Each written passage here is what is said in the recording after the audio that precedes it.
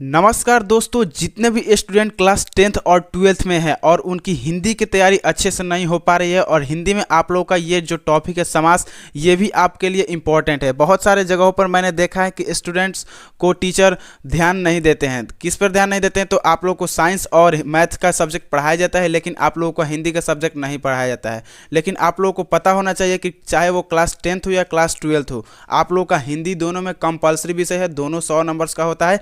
आप लोग ये इस पर ध्यान नहीं देंगे तो ये भी आप लोगों का नंबर बहुत सारा मार कर जाएगा। तो आज के इस वीडियो में आप लोगों का हिंदी व्याकरण का समास चैप्टर पढ़ाने वाला हूं, जो कि आप संस्कृत में भी इसका लाभ ले सकते हैं और संस्कृत के लिए भी ये इंपॉर्टेंट होने वाली है। क्लास 10th के लिए संस्कृत और हिंदी दोनों के लिए इंपॉर्टेंट होने वाली है।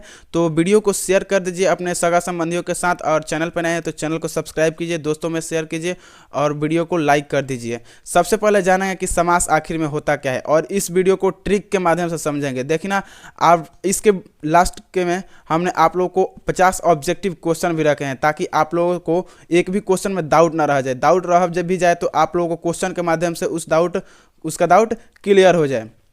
तो चलिए सबसे पहले जानते हैं कि समास में आखिर में है क्या। तो देखिए, समास जो बना है वो दो शब्दों से मिलकर बना है। किन किन शब्दों से मिलकर बना है? सम प्लस आस, सम प्लस आस। तो उसमें समास का सम का मतलब होता है संक्षिप्त। संक्षिप्त का मतलब आप लोग समझते होंगे कि संक्षिप्त का मतलब होता है छोटा। संक्षिप्त का मतलब क्या होता है? छोटा। संक्षिप्त का मतलब छोटा यानी छोटा। और आस का मतलब होता है कथन, यानी संक्षिप्त कथन यानी छोटा कथन। और समास का शाब्दिक अर्थ की बात करें तो संक्षेप या संक्षिप्तीकरण होता है। यहाँ पर ये गलती लिखा गया, यहाँ पर संक्षिप्तीकरण होगा। समास का शाब्दिक अर्थ जो होता है वो होता है संक्षेप या संक्षिप्तीकरण। देखिए, अगर बात करें, कोई मान लीजिए आपसे पूछ दिया कि ये तो बता रहे हो लेकिन बताओ समास का परिभाषा क्या होता है। बहुत सारे जगहों पर परिभाषा आप लोगों से पूछ देता है, लेकिन आखिर परिभाषा कहता क्या है? तो परिभाषा कहता है समास का कि दो या दो से अधिक शब्दों के मेल से नवीन एवं सार्थक शब्द बनने की प्रक्रिया क्या कहलाती है? तो वो कहलाती है आप लोगों का समास। सार्थक शब्द क्या होते हैं? तो जिनका कोई मतलब निकले। और नवीन मीन्स होता है छोटा। तो दो या दो से अधिक। देखिए एग्जाम्पल देख लीजिए, यहाँ पर मन से प्रिय, यहाँ पर कितने शब्द है? 3 शब्द है। तो यहाँ पर 3 शब्दों के लिए एक शब्द क्या हो गया है? मन प्रिय। तो ये हो गया आप लोगों का समास। और 3 शब्दों को मिलकर एक नवीन और छोटा शब्द और सार्थक शब्द बना है मन प्रिय। तो ये हो गया आप लोगों का समास। तो समास क्या है? तो समास दो या दो से अधिक शब्दों के मेल से नवीन एवं सार्थक शब्द बनाने की प्रक्रिया है, जिसे हम लोग समास कहते हैं। समास आप लोगों के कितने प्रकार के होते हैं? तो समास आप लोगों के 6 प्रकार के होते हैं। एक और समास होता है जो कि आप लोग के ज़्यादातर संस्कृत में देखे जाते हैं। संस्कृत में एक और समास होता है जिसको हम लोग बोलते हैं नए समास।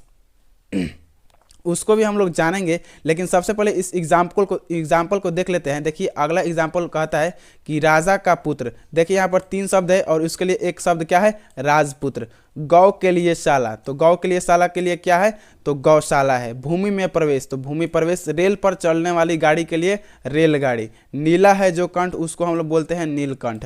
तो ये सारे एग्जाम्पल हो गए। अब चलिए समझते हैं कि इनमें से कौन सा एग्जाम्पल कौन सा समास का उदाहरण है, यानी समास के प्रकार को पढ़ते हैं। तो समास 6 प्रकार के होते हैं।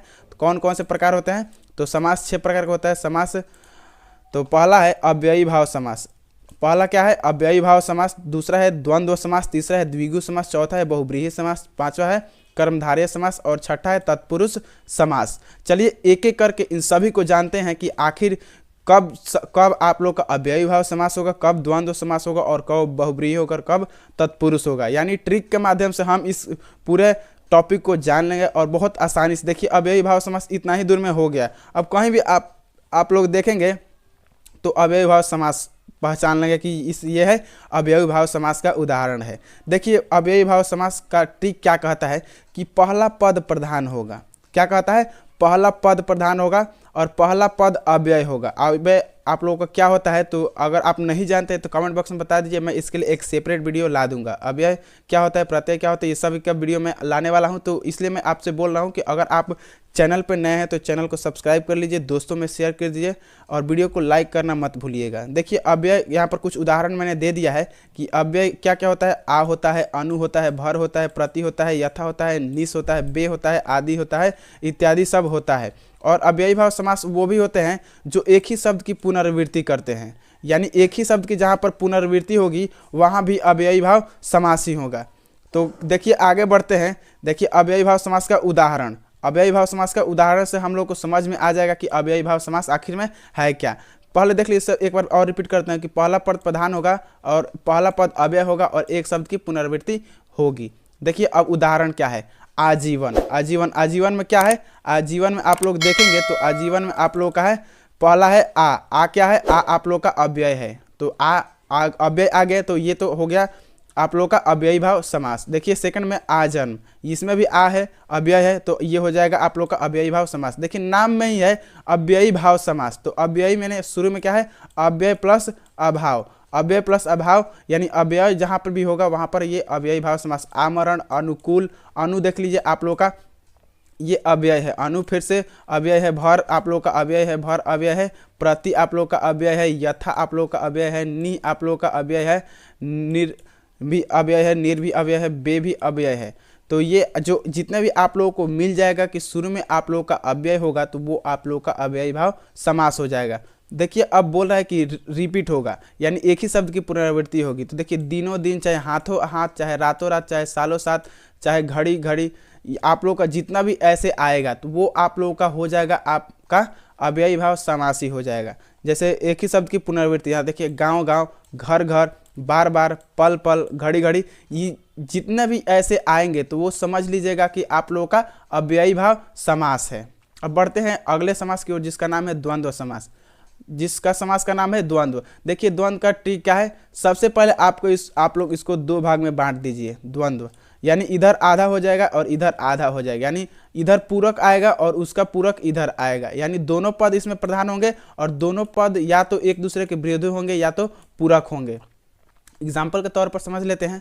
देखिए माता पिता एक दूसरे के विरोधी, पूरक है कि नहीं, माता और पिता एक दूसरे के पूरक है, भाई बहन एक दूसरे के पूरक है, राधा कृष्ण एक दूसरे के पूरक है, स्त्री पुरुष एक दूसरे के पूरक है, बेटा बेटी एक दूसरे के पूरक है, और भी है इधर छात्र छात्रा एक दूसरे के पूरक है, और इधर नीचे और की तरफ लाभ हानि, ऊंच नीच, उतार चढ़ाव, ठंडा गर्म, जीवन मरण, पाप पुण्य, पराया मोटा पतला, ये सब एक दूसरे के पूरक हैं।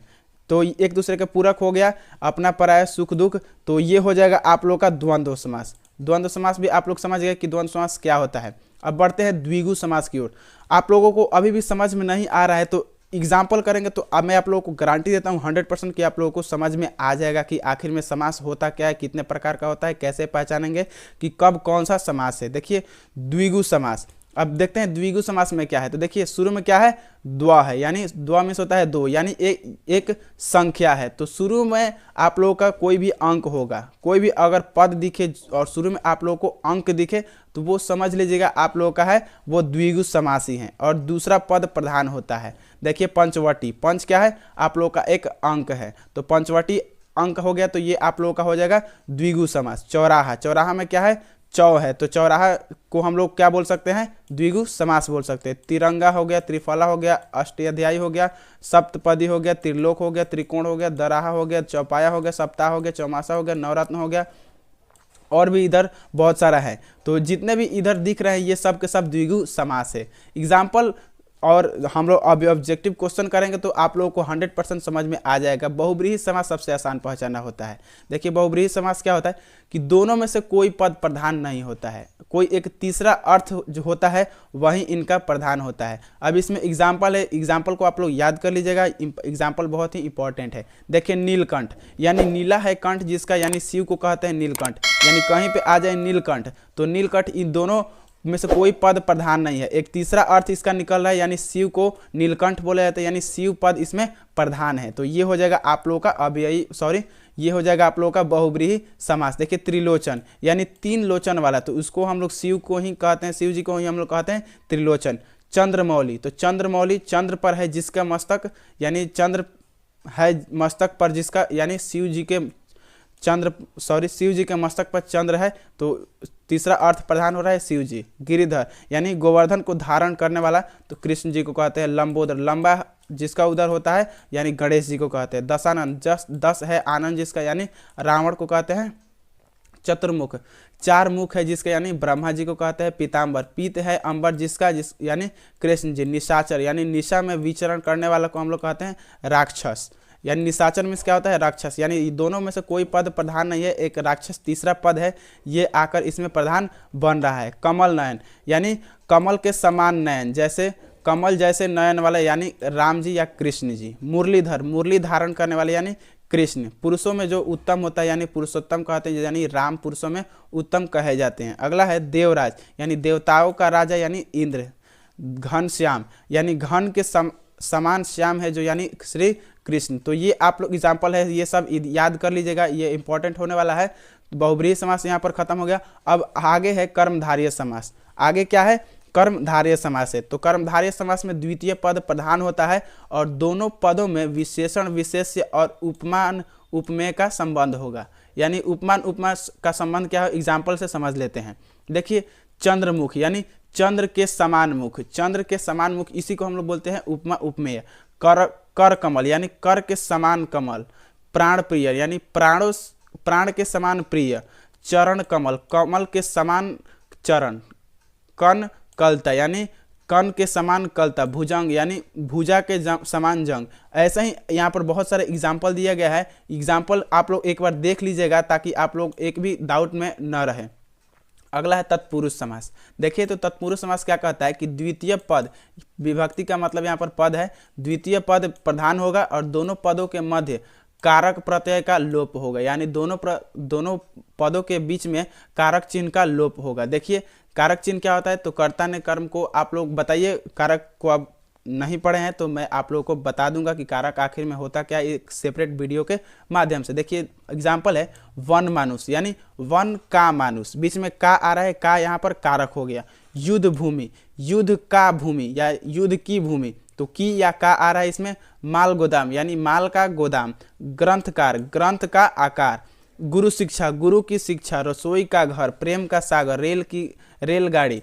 हवन सामग्री, माखन चोर, माखन चुराने वाला। रथ चालक, रथ को चलाने वाला। परीक्षा भवन, परीक्षा का भवन। अमृत धारा। यहाँ पर बहुत सारे एग्जाम्पल दिया गया है, एग्जाम्पल को आप लोग एक बार रीड कर लीजिएगा ताकि आप लोगों को एक भी क्वेश्चन से डाउट ना रह जाए जब आप लोग ऑब्जेक्टिव क्वेश्चन पढ़े तो। देखिए अगला है नए तत्पुरुष समास, यानी नए समास। तो नए समास भी आप लोगों को इंपॉर्टेंट होने वाला है संस्कृत के लिए, और 12th में भी पूछता है नए समास के बारे में। तो देखिए द्वितीय पद प्रधान होगा, प्रथम पद के रूप में अव्यय नकारात्मक होंगे, यानी प्रथम पद अव्यय ही होगा लेकिन जो अव्यय होगा वो नकारात्मक होगा। जैसे कि अज्ञान हो जाएगा, असभ्य हो जाएगा, अयोग्य हो जाएगा, अभाव हो जाएगा, असंभव हो जाएगा, अनंत हो गया, अनुपयोगी हो गया, अनिष्ट हो गया, नगण्य हो गया, नापसंद हो गया। ऐसे ही होने वाला है। अब देखिए कुछ ऑब्जेक्टिव क्वेश्चन पढ़ लेते हैं ताकि एक भी क्वेश्चन से आप लोग और एक भी आप लोगों के पास डाउट ना रहे। क्वेश्चन आप लोग कीजिएगा तो समझ में आ जाएगा कि आप लोगों को एक भी डाउट नहीं है। अगर 50 में से आप लोगों को 40 बन जाएगा तो समझ लीजिए आपका जो समास है वो क्लियर है। और नहीं हुआ है तो आप कमेंट बॉक्स में बताइए कि सर समझ में नहीं आया, फिर से पढ़ाइए, तो मैं आप लोगों को और अच्छे से पढ़ाऊंगा। देखिए अगला पहला सवाल है पाप मुक्त। तो देखिए पाप से मुक्त, पाप से मुक्त क्या आ रहा है, इसमें से आ रहा है, तो से क्या है, तत्पुरुष समास है। तो ये हो जाएगा आप लोगों का तत्पुरुष समास। तत्पुरुष समास में कारक चिन्ह का लोप होता है, तो ये हो जाएगा आप लोगों का तत्पुरुष समास। अगला है अनुदार। देखिए अनु क्या है, अनु है इसमें अव्यय है, तो ये क्या हो जाएगा, अव्ययी भाव समास। ये हो जाएगा अव्ययी भाव समास। अगर अव्ययी भाव समास नहीं दिया है तो नए समास दिया है ना, तो नए समास इसका आंसर हो जाएगा।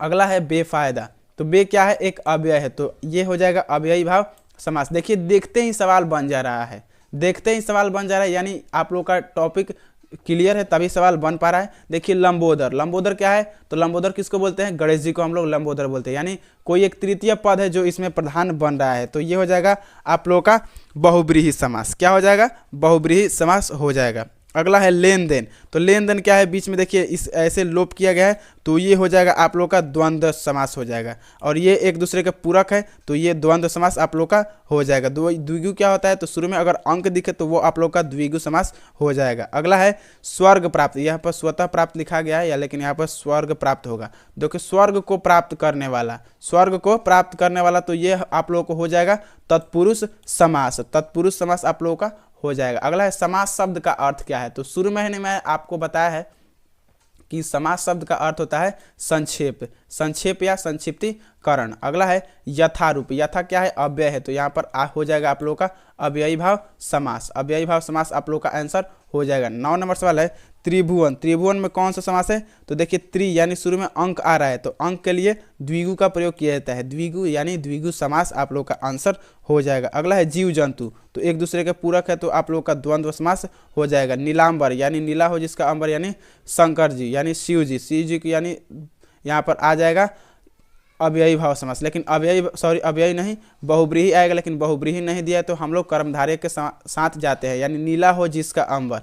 ऐसे बोलने पर अगर जहाँ भी आए तो आप लोग कर्मधारय समास के साथ जाइएगा, यानी कर्म को ये बता रहा है कि नीला है इसका अंबर। अगला है भरपेट। भर क्या है? एक अव्यय है, तो अव्ययी भाव के समास के साथ जाएंगे। अगला है चिड़ी मार यानी चिड़ी को मारने वाला, तो चिड़ी को मारने वाला तो हम लोग को आ रहा है तो तत्पुरुष के साथ जाते हैं। लाजवाब। लाजवाब क्या? ला एक अव्यय है, तो हम लोग अव्ययी भाव समास के साथ जाएंगे। चतुरंग। चतुर क्या है? एक अंक है, तो अंक के साथ हम लोग द्विगु समास के साथ जाएंगे। चतुरानंद यानी चार हो जिसके आनंद यानी ब्रह्मा जी यानी बहुब्रीही समास के साथ जाएंगे। अगला है रूपांतरण यानी रूप में अंतरण। में आ रहा है तो आप लोग का हो जाएगा ये तत्पुरुष समास हो जाएगा। स्नेह मग्न। स्नेह में मग्न, इसमें भी में आ रहा है तो ये तत्पुरुष समास के साथ हम लोग चले जाएंगे, क्योंकि तत्पुरुष समास में ही कारक चिन्ह का लोप होता है। अगला है महात्मा। महान हो जिसका आत्मा यानी ये कर्म को बता रहा है, ये कर्मधारय समास के साथ इसके हम लोग चले जाएंगे। अगला है नववधु यानी नया वधु हो जाएगा, तो इसका राइट आंसर हो जाएगा आप लोग का कर्मधारय। ये कर्म को बता रहा है कि वधु जो है वो नई है। अगला है अज्ञान शब्द में कौन सा समास है? अज्ञान शब्द में कौन सा समास है? तो अज्ञान शब्द में देखिए यहाँ पर अ है, तो अ क्या है? एक नय है, नय समास है, वो हो जाएगा ये आंसर आप लोग का राज दरबार यानी राजा का दरबार में कौन सा समास है? तो राजा का दरबार में आप लोग का राजा का दरबार का आ रहा है यानी तत्पुरुष, यानी कारक चिन्ह का लोप हो रहा है, तो तत्पुरुष आप लोग का आंसर हो जाएगा। अगला है धनहीन यानी धन से हीन, तो से आ रहा है, तो से क्या है? कारक है। कारक में किस में लोप होता है? तत्पुरुष में आप लोग का लोप होता है, यही आप लोग का आंसर हो जाएगा। अगला है त्रिदेव। त्रि क्या है? एक संख्या है, तो ये हो जाएगा आप लोग का द्विगु समास। ऑप्शन बी हमारा राइट आंसर बिल्कुल होने वाला है। और चैनल पे अगर आप नए हैं तो चैनल को सब्सक्राइब करके दोस्तों में शेयर कर दीजिए और वीडियो को लाइक करना मत भूलिएगा। देखिए आप लोग अपने सगा संबंधी छोटे बड़े भाई बहन के साथ इस वीडियो को शेयर कर दीजिए, ताकि वो भी समास टॉपिक से वंचित न रह जाए। अगला है देखिए भाई बहन। भाई बहन में कौन सा समास है? तो भाई बहन में है आप लोग का भाई बहन। देखिए भाई बहन एक दूसरे के पूरक है, तो पूरक के लिए हम लोग क्या उपयोग करते हैं? द्वंद्व समास उपयोग करते हैं। आजीवन आ है, तो ये हो जाएगा आप लोग का अव्यय, तो अव्ययी भाव के समास के साथ हम लोग चले जाएंगे। अगला है पीताम्बर। तो पीताम्बर पीत के समान अंबर, तो ये हो जाएगा आप लोग का बहुब्रीही समास। शिव जी को हम लोग बोलते हैं पीताम्बर। अगला है राष्ट्रनीति यानी राष्ट्र की नीति, तो राष्ट्र की नीति यानी तत्पुरुष समास के साथ हम लोग चले जाएंगे। सपरिवार। स एक अव्यय है, तो अव्ययी भाव के समास चले जाएंगे। तीर्थ यात्रा यानी तीर्थ की यात्रा, कारक चिन्ह का लोप आ रहा है, तो तत्पुरुष समास के साथ चले जाएंगे। रसोई घर। रसोई घर में कौन सा समास है? रसोई का घर। आप लोग एग्जाम्पल देखे होंगे तो आप लोग को समझ में आ रहा होगा कि रसोई का घर का है यानी का मीन्स कारक होता है, तो कारक तत्पुरुष समास में होता है। चंद्रशेखर। चंद्रशेखर किसको बोलते हैं? चंद्र पर जिसके शेखर पर जिसके चंद्र हो यानी शंकर जी। शंकर जी को हम लोग बहुब्रीही समास के साथ जाएंगे। अगला देखिए क्या है? अगला है वन मानुष। वन मानुष वन का मानुष का आ रहा है यानी कारक आ रहा है, तो ये हो जाएगा तत्पुरुष समास हो जाएगा। त्रिफला। त्रिफला शुरू में अंक आ रहा है, तो द्विगु समास हो जाएगा। अगला है धीरे धीरे। तो देखिए मैंने आपको शुरू में अव्ययी भाव में पढ़ाया था कि संख्या का यानी जो पद का रिपीटेशन हो यानी पुनरावृत्ति हो, तो वो अव्ययी भाव के साथ जाता है। ये 100% राइट है। अव्ययी भाव समास आप लोग का सही। आनंदमय। आनंद में मय में आ रहा है यानी तत्पुरुष यानी कारक आ रहा है, तो तत्पुरुष समास के साथ चले जाएंगे। अगला है नवरत्न यानी नवरत्न, यहाँ पर संख्या को बता रहा है कि नव है, तो ये द्विगु समास के साथ चले जाएंगे। अगला है चंद्रमौली। चंद्रमौली शंकर जी के चंद्र पे मौली होता है, मौली पे चंद्र होता है, तो बहुब्रीही के साथ चले जाएंगे। अगला है नवयुवक। नवयुवक यानी बता रहा है युवक है वो जो नया है, यानी कर्मधारय कर्म को बता रहे, तो कर्मधारय के समास के साथ हम लोग चले जाएंगे। अगला है शिवालय। शिव का आलय का आ रहा है यानी तत्पुरुष समास के साथ हम लोग चले जाएंगे। तत्पुरुष समास यानी ऑप्शन सी हमारा राइट आंसर होने वाला है। और ऐसा ही क्वेश्चनों को प्रैक्टिस के लिए चैनल को सब्सक्राइब कीजिए, दोस्तों में शेयर कीजिए। रामानुज। राम का अनुज का आ रहा है यानी तत्पुरुष समास के साथ हम लोग चले जाएंगे। अगला है प्रतिदिन। प्रतिदिन में क्या है? प्रति देखिए एक अव्यय है, तो अव्ययी भाव समास के साथ चले जाएंगे। अगला है पंचवटी। पंच या क्या है? एक संख्या है तो संख्या के लिए हम लोग द्विगु समास के साथ जाते हैं। हाथ पैर एक दूसरे के विपरीत है तो विपरीत के लिए हम लोग विपरीत है तो विपरीत का हम लोग द्वंद्व समास के साथ चले जाते हैं। अगला है काम चोर, काम से चोर से आ रहा है इसमें तो तत्पुरुष समास के साथ चले जाएंगे हम लोग। हस्तलिखित यानी हस्त से लिखित तत्पुरुष समास के साथ जाएंगे।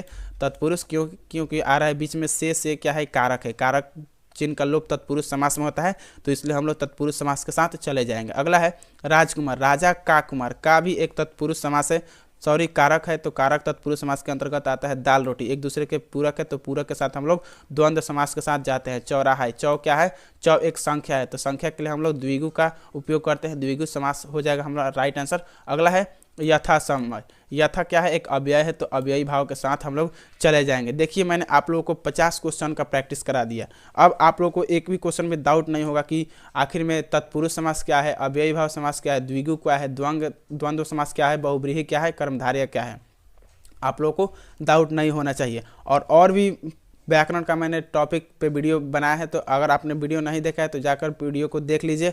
और चाहते हैं कि और भी क्वेश्चनों का प्रैक्टिस करें, और भी क्वेश्चन और भी जो टॉपिक है वो सारे के सारे टॉपिक हम पढ़े तो चैनल को सब्सक्राइब कीजिए।